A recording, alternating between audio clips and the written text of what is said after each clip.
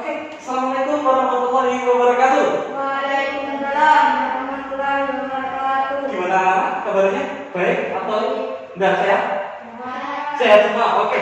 Nah, Pak Guru mau tanya anak siapa yang tadi pertama kali datang? Ya. Oke, Tony datang pertama kali. Kalau begitu Tony pimpin untuk berdoa ya. Oke, yuk Tony pimpin untuk berdoa. Bersiap berdoa dimulai. Bismillahirrahmanirrahim. Rabbi sholli sadri wa yassir li amri wahlul 'uqdatam min lisani yafqahu qawli. Allahumma Rabbi zidni ilman warzuqni rahman. Amin amin ya rabbal alamin. Waalaikumsalam. Assalamualaikum warahmatullahi wabarakatuh. Waalaikumsalam warahmatullahi wabarakatuh. Oke, anak-anak masih semangat? Semangat. Oke, biar tambah lebih semangat lagi, kita menyanyikan lagu Satu Nusa Satu Bangsa. Satu bangsa, satu bahasa kita. Tanah air pasti jaya untuk selama-lamanya. Indonesia pusaka, Indonesia tercinta. Nusa bangsa dan bahasa kita bela bersama. Oke, barusan kita sudah menyanyikan lagu Satu Nusa Satu Bangsa, sehingga kita dalam diri kita ini semangat kebangsaan kita semakin terpupuk. Oke, anak-anak sekalian, untuk kesempatan hari ini kita akan belajar yaitu tema 5 ya, yaitu tentang wirausaha. Nah, untuk subtemanya adalah subtema 2. Pertama yaitu tentang usaha di sekitarku. Ayo sekarang dicoba buka buku paketnya halaman 62. Sudah dibuka halaman 62? Oke, sudah dibuka? Ya. Baik, Pak Guru mau bertanya sebelum masuk ke dalam pelajaran. Apa cita-citamu? Ayo, coba Pak Guru mau tanya dari Angel dulu. Cita-citanya Angel jadi apa? Dokter, Jadi dokter. Kenapa kok ingin jadi dokter? karena bisa merawat orang sakit. Iya, sama orang sakit. Bagus, yuk. Ais, cita-cita jadi apa? Guru, Kenapa kok ingin jadi guru? karena mau mengajar anak-anak. Oh iya, ngajar anak-anak berarti membagikan ilmu ya. Yuk, sekarang Risma. Cita-citanya jadi apa? Tentara, Kenapa kok ingin jadi tentara? menjaga Indonesia. Oke. Sekarang Tony. Ingin jadi apa cita-citanya? Presiden, Presiden. Kenapa kok ingin jadi presiden? ingin menjaga negara. Oke, kalian sudah mengungkapkan cita-cita kalian. Nah, sekarang Pak Guru mau tanya lagi. Nah, ya, pertanyaan dari Pak Guru. Apa saja hal-hal yang perlu kalian lakukan agar cita-cita kalian tercapai? Pantang penyerah, Oke, pantang menyerah. Yuk, berdoa, berdoa apa lagi? semangat, Semangat apa lagi? ngajar. Oke ya, kalian Pak Guru beri poin 1 semuanya. Kalian sudah menjawab. Nah, apa saja yang perlu kalian lakukan agar cita-cita kalian tercapai? Yang pertama tadi ini ada yang namanya kerja keras. Kenapa kita harus kerja keras? Ya, karena dengan kerja keras kita itu semangat untuk mencapai tujuannya, ya kan ya? Oh, apa yang kita, aku pengen jadi polisi, aku belajar, aku berolahraga. Lah, karena punya sifat yang kerja keras itu, maka cita-citanya mudah tercapai. Yang kedua adalah pantang menyerah, walaupun ada rintangan. Contoh umpamanya orang tuanya Zaro, jangan jadi polisi nanti kamu dibegal orang, kalau nangkep pencuri gimana? Zaro, sudah apa-apa, saya akan berusaha menangkap pencuri itu dengan gigi. Nah, jadi dia pantang menyerah. Dan yang terakhir yaitu berdoa. Kita sudah berusaha, lah tinggal berdoa, karena apapun yang kita lakukan itu yang menentukan adalah Allah, Tuhan kita. Jadi setelah kita berusaha, yang terakhir kita harus berdoa. Ya, itu di dalam agama kita. Yang pertama harus tawakal, yang kedua harus. Oke, adapun tujuan pembelajaran kita kali ini adalah yang pertama, dengan membaca teks dan berdiskusi kalian bisa menentukan cara mengisi teks formulir daftar riwayat hidup. Yang kedua adalah dengan membaca teks dan berdiskusi siswa mampu mengisi teks formulir riwayat hidup. Dan yang ketiga, dengan membaca teks siswa mampu menentukan posisi dan peran manusia di bidang ekonomi dalam lingkup ASEAN secara terperinci. Itu merupakan tujuan pembelajaran kita pada saat ini ya. Setelah kalian membuka bukunya halaman 63, di situ ada gambar apa saja anak-anak? Fotokopi. Oke, ada fotokopi, terus cukur rambut, ada? Bengkel. Oke, bengkel. Nah, sekarang setelah kalian melihat itu, Pak Guru beri pertanyaan. Apakah kamu pernah mengamati usaha-usaha yang ada di sekitar rumahmu? Diamati, pernah mengamati apa enggak kalian? Pernah ya. Nah, Pak Guru mau tanya. Yang bisa jawab nanti Pak Guru kasih poin 1. Untuk Pak Is. Nah, Pak Is, di sekitar rumah kamu itu ada apa? Is? Ada warung makan. Ada warung makan, apa lagi? Ada warung kopi. Oke. Terus untuk Zahro, di rumahnya ada apa? Konter. Konter, apa lagi? Ada alat tulis. Oke, toko alat tulis. Nah, anak-anak, kalian sudah menjawab pertanyaan dari Pak Guru tentang apakah kalian sudah mengamati usaha-usaha yang ada di sekitarmu. Kalian sudah menjawab tadi. Nah, sekarang bagaimana usaha tersebut bermanfaat untuk dirimu dan orang lain di sekitarmu? Nah, bagaimana usaha itu bisa bermanfaat untuk dirimu dan orang lain di sekitarmu? Nah, untuk menjawab ini anak-anak, coba sekarang kalian baca teks yang ada di halaman 67. Kalian baca sekarang, ya, untuk menjawab pertanyaan itu. Sekarang dibaca, Pak Guru kasih waktu 5 menit.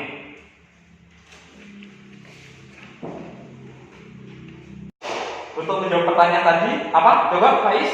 Jujur Pak Guru, karena kalau jualan nggak boleh bohong. Oke, ya, jujur. Anak-anak, sekarang coba kalian amati dari gambar berikut ini. Di sini ada tukang potong rambut. Di sini ada bengkel. Di sini ada fotokopi ya, fotokopi. Nah, ada pun peralatan-peralatan yang ada di sini, di gambar ini, itu barang-barangnya kebanyakan dari dalam negeri atau dari luar negeri ya? Dari luar negeri. Oke, dari luar negeri kebanyakan kan ya? Nah, peralatan-peralatan ini bisa masuk ya ke dalam negeri, ke Indonesia. Itu sebab di Indonesia banyak yang membutuhkan. Nah, karena banyak yang membutuhkan itulah otomatis yang dari luar negeri, oke, saya jual ke Indonesia biar harganya lebih mahal. Karena apa? Ada pajaknya, ya. Oke, nah di sini anak-anak peranan Indonesia di kawasan ASEAN, ya, di kawasan ASEAN. ASEAN itu mana Pak Guru? di tema 4 kemarin kalian sudah mempelajari tentang ASEAN. Nah, negara-negara masih ingatkah kalian tentang negara-negara di ASEAN? Ya? Apa ayo? Kamboja, Oke, Kamboja. Indonesia, Malaysia, Oke, Indonesia, Malaysia. Myanmar, Thailand, Oke, Vietnam. Singapura, Brunei, Laos. Oke, nah negara-negara di kawasan ASEAN ini ada 10 negara anak-anak ya. Nah, mereka semua saling membutuhkan ya. Jadi umpamanya Indonesia butuh beras dari Thailand. Loh, Pak Guru, bukannya Indonesia ini penghasil beras yang terbesar. Kenapa kok masih membutuhkan beras dari Thailand? Karena masyarakat Indonesia itu banyak, jadi berasnya nggak cukup. Oke ya, poin 1 buat Pak Is ya. Betul memang. Kenapa kok Indonesia ini padahal penghasil beras terbesar, tetapi kenapa kok masih membutuhkan beras dari Thailand? Itu tadi penduduk Indonesia ini kan banyak. Penduduk Indonesia ini nomor 4 penduduknya terbanyak sedunia, sehingga butuh makan kan, butuh beras lebih besar, sehingga Indonesia itu impor dari Thailand ya, ini kan, ngerti maksudnya lagi. Oke, nah sekarang apa peran Indonesia di ASEAN di bidang ekonomi itu apa? Ada yang mengerti? Lupa dulu. Oke, lupa ya. Oke, kalau lupa ini coba kalian perhatikan video ini. Setelah itu catat ya, catat. Yang penting dicatat, yang penting dicatat. Setelah itu nanti ada pertanyaan dari Pak Guru. Oke, nanti dikeluarkan bukunya.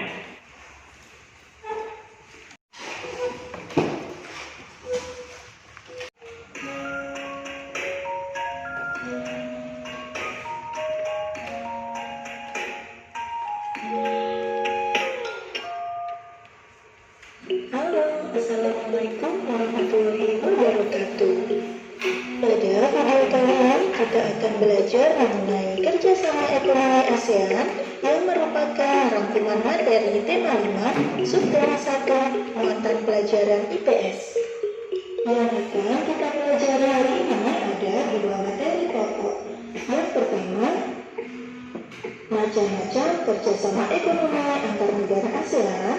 Kemudian yang kedua, peran dan posisi Indonesia di bidang ekonomi dalam lingkup ASEAN. Sudah siap belajar bersama? Yuk kita mulai. Banyak sekali kerjasama yang dilakukan dengan negara ASEAN. Salah satunya dalam bidang ekonomi. Apa saja? Dalam perekonomian ASEAN. Yang pertama, Indonesia merupakan salah satu negara pelopor dan pendiri AFTA. Yang kedua, Indonesia sebagai markas Komite Pangan, Pertanian, dan Kehutanan ASEAN. Yang ketiga, Indonesia pernah 4 kali menjadi tuan rumah SEA Games. Yang keempat, Indonesia menjadi penyelenggara pertemuan tingkat menteri di bidang ekonomi. Yang kelima, Indonesia sebagai pelaku kegiatan ekspor dan impor serta kegiatan perdagangan bilateral. Nah, cukup sekian materi kita kali ini. Oke, tadi kan sudah melihat video ya. Nah, Pak Guru sudah menugaskan kalian untuk mencatat hal-hal penting yang ada di video kan. Nah, Pak Guru mau tanya, nah, apa sih peran Indonesia di bidang ekonomi di lingkup ASEAN? Siapa yang bisa katakan?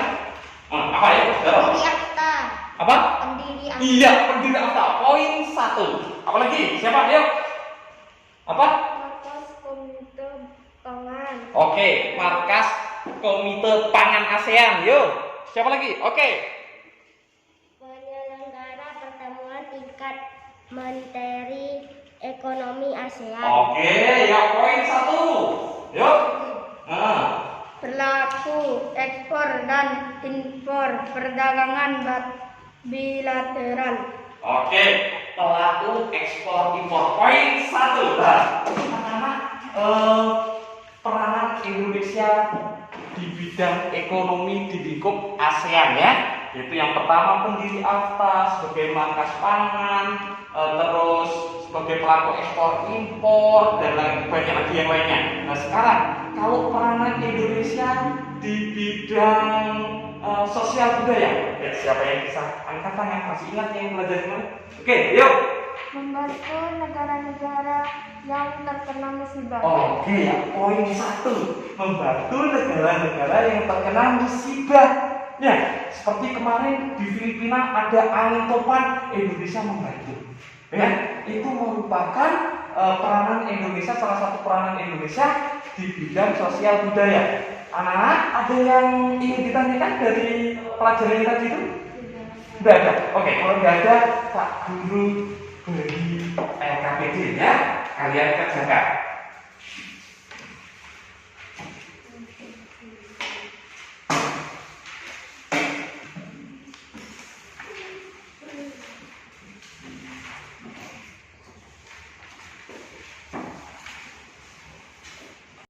Sudah? Sudah. Oke, kalau sudah, sekarang dikumpulkan. Yuk.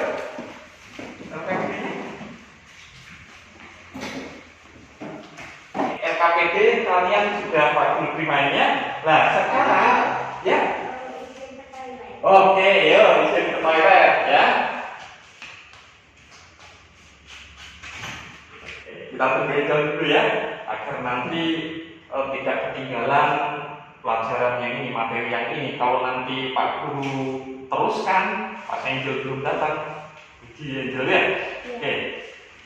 Oke, anak-anak, tadi di dalam kerjasama di bidang ekonomi, bidang sosial budaya, Indonesia mempunyai peranan-peranannya.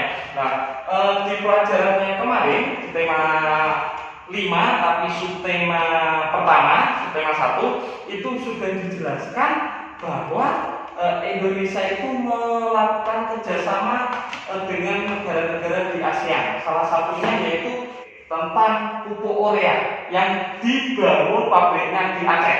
Nah, otomatis ketika membangun pabrik kan membutuhkan karyawan kan ya.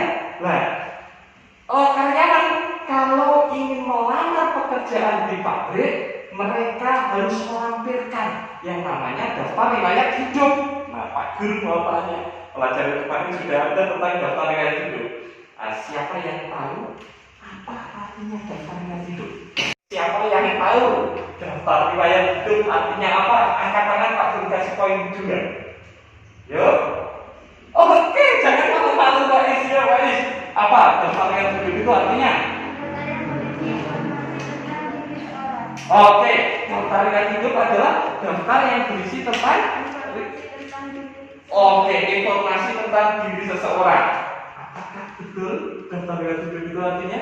Nah, ternyata ini daftar riwayat hidup adalah tulisan yang berisi informasi diri, meliputi identitas diri serta kegiatan yang telah dilakukan. Hampir benar ya. Secara garis besar memang yang namanya daftar riwayat hidup itu adalah daftar tentang identitas dirinya, ya. Itu adalah daftar riwayat hidup. Nah, sekarang apa saja bagian-bagian dari daftar riwayat hidup yang bisa Anda Pak Guru kasih poin itu. Yuk, oke, Sarah. Data diri. Nah, data diri itu apa saja yang ada di dalam data diri? Nama, tanggal lahir. Nah, di data diri itu ya, identitas diri itu yang pribadi itu biasanya berisi tentang nama, terus tanggal lahir. Setelah itu biasanya ada nama ayah, nama ibu, itu merupakan identitas diri ya, anak-anak. Nah, sekarang ini ternyata hal yang ada di dalam riwayat hidup itu yang pertama identitas diri. Terus ada juga yang namanya ini ya Pak Guru besarkan keterampilan ya, ada keterampilan atau kemahiran itu diisi dalam daftar riwayat hidup. Nah, sekarang anak-anak coba dibuka untuk bukunya halaman 75. Di situ ada tentang daftar riwayat hidup ya anak-anak. Nah, oke, sudah membacanya? Oke, kalau sudah Pak Guru mau tanya, di teks bacaan tersebut itu apa sih fungsi dari daftar riwayat hidup yang bisa Anda pakai? Apa? Yuk, fungsinya apa? Untuk keperluan mendaftarkan diri. Oke, untuk keperluan mendaftarkan diri. Mendaftarkan diri tentang apa di sini? Ikut lomba, Oke, ikut lomba. menjadi anggota, misalnya mendaftarkan diri membuat tim. Nah, fungsi riwayat hidup yang di teks barusan itu yang pertama untuk mendaftarkan diri ya. Setelah itu mendaftarkan diri tentang apa? Tentang ikut lomba. Setelah itu apa tadi, Faiz? Pekerjaan. Oke, pekerjaan dan masih banyak lagi yang lainnya. Nah, sekarang, karena kalian sudah tahu bagian-bagian dari daftar riwayat hidup itu seperti apa, Pak Guru ingin tahu kalian bisa enggak sih untuk mengisi daftar riwayat hidup kalian, ya? Nah, kalau sudah dibaca dan kalian ada pertanyaan apa enggak tentang daftar riwayat hidup? Tidak. Tidak ada. Kalau tidak ada, sekarang kerjakan LKPD ya. LKPD tentang daftar riwayat hidup kalian. Nanti kalau tidak tahu untuk pengisiannya bisa tanya ke Pak Guru ya. Oke.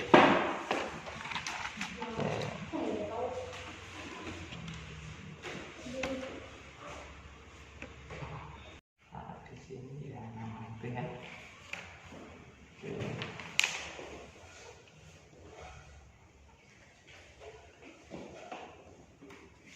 Ya, nah, di sini ada keluarga negaranya.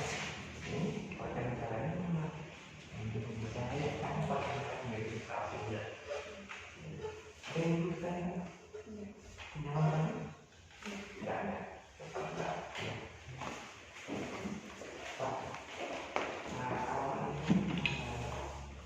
Ya. Alamatnya kamu ini di mana? Kalau alamatnya RT berapa?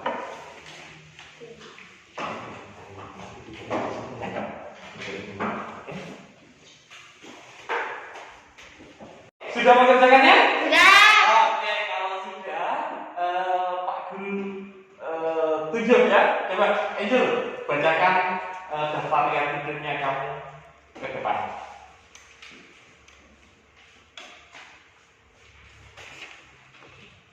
Nama Nur Evelina, jenis kelamin perempuan, tanggal lahir Probolinggo tanggal 11 Desember 2009. Status pelajar, alamat Probolinggo, kewargaan Indonesia, agama Islam. Tidak punya nomor HP. Oh, nomor HP-nya tidak punya. Oke, silakan duduk ya. Pak Guru beri poin 2. Oke, kalau begitu sekarang coba dikumpulkan untuk LKPD-nya. Untuk LKPD daftar riwayat hidup ini ya. Oke, anak-anak sekarang untuk daftar riwayat hidup sudah tahu ya cara pengisiannya. Nah, anak-anak dalam menulis daftar riwayat hidup yang perlu kalian lakukan adalah yang pertama, siapkan kertas untuk menulis daftar riwayat hidup.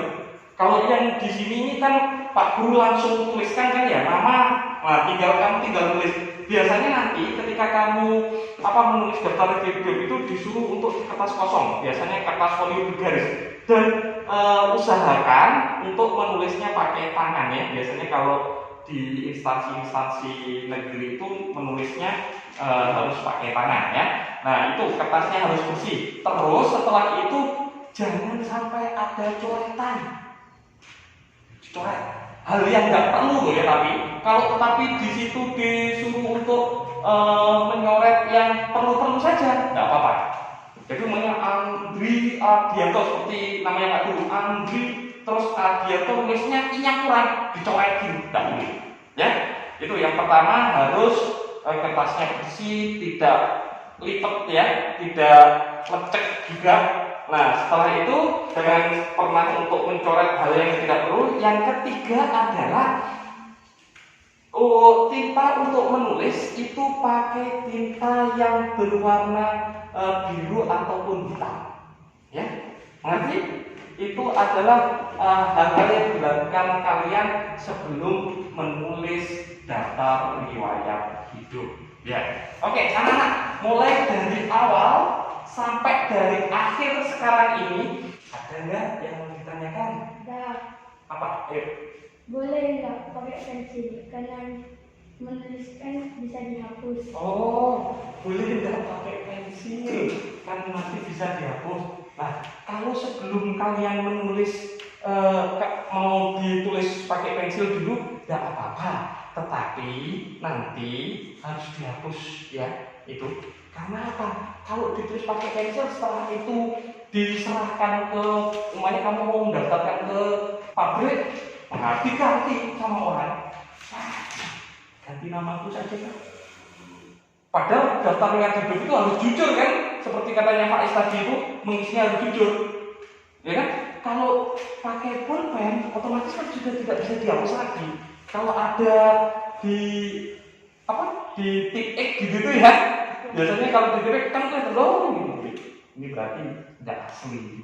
Seperti itu. Mengerti Tony? Mengerti. Sebelum dikumpulkan atau dikirimkan, kamu tulis dulu pakai pensil nggak apa-apa. Setelah full, setelah benar untuk pengisiannya, baru dihapus. Nanti dihapus, setelah itu tulis pakai ballpoint. Ya, mengerti? Mengerti. Oke, ada lagi? Nggak ada. Oke, kalau nggak ada, anak-anak mulai dari awal tadi sampai akhir, ayo kita simpulkan tadi itu tentang apa? Wirausaha. Oh, tentang wirausaha. Tadi di buku paketnya ada apa? Fotokopi, terus bengkel, seperti itu ya di buku paket tadi. Nah, itu tentang wirausaha yang ada di sekitar kita. Yang kedua tentang apa lagi tadi? Peranan usaha. Peranan Indonesia ya, peranan Indonesia di bidang ekonomi. Ya. Nah, setelah itu apa lagi? Tentang apa? Yang sekarang ini? Riwayat hidup. Oke, tentang riwayat hidup ya. Anak-anak, bagaimana perasaan kalian ketika belajar hari ini? Oke, senang. Kenapa kok senang tadi? Ayo, kenapa kalian kok senang?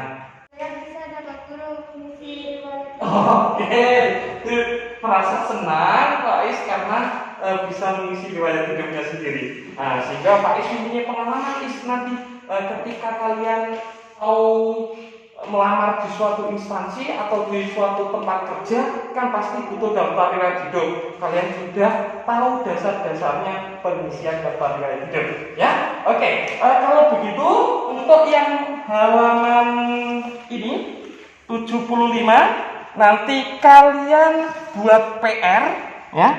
75 buat PR, kalian tulis sebanyak mungkin informasi penting tentang dirimu dalam bentuk peta pikiran ya. Jadi dibuat peta pikiran atau dibuat mind map, biasanya Pak Guru bilang dibuat mind map itu ya. Nah, itu PR-nya dikumpulkan hari Senin. Oke? Mengerti? Mengerti. Oke. Sekarang coba refleksikan diri kalian seperti biasa. Kalian tulis perasaan kalian bagaimana tentang belajar hari ini, terus apa ilmu yang kalian dapat, apa yang kalian tidak mengerti tadi itu seperti apa ya. Nah, setelah itu kalian tulis, kalian tempelkan di mading. Oke? Yuk, sekarang ditulis.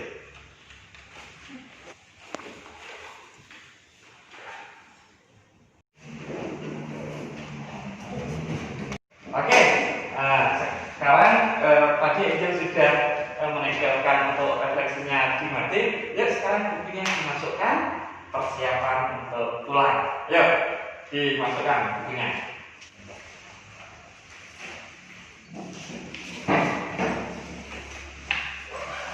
Oke, anak-anak sudah dimasukkan bukunya. Jangan lupa ya PR-nya dikerjakan. Ya, jangan lupa PR-nya dikerjakan. Sekarang ayo Tony dipimpin untuk berdoa. Bersiap maka dimulai. Bismillahirrahmanirrahim.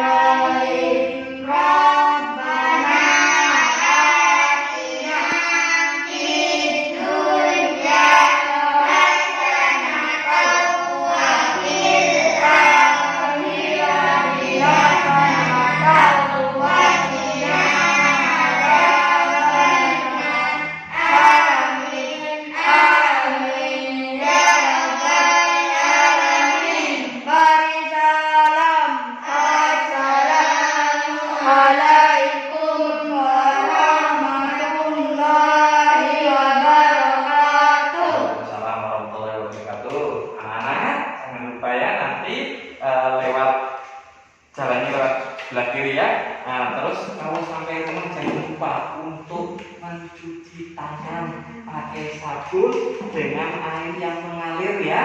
Terus jangan lupa pakai masker. Kalau udah pakai masker boleh pakai seperti Pak Guru ini ya. Setelah itu jangan lupa juga jaga jarak karena sekarang apa? Lagi merebaknya virus corona ya. Jadi untuk menjaga diri kalian kan baru dari sekolahan, takutnya ada simpangan dengan virus dan lain sebagainya kalau di tubuh kalian. Jangan lupa untuk cuci tangan dan juga mandi ya. Oke, begitu saja. Semoga apa yang kita peroleh pada kesempatan kali ini bermanfaat bagi kalian semua. Dan aku akhiri, assalamualaikum warahmatullahi wabarakatuh.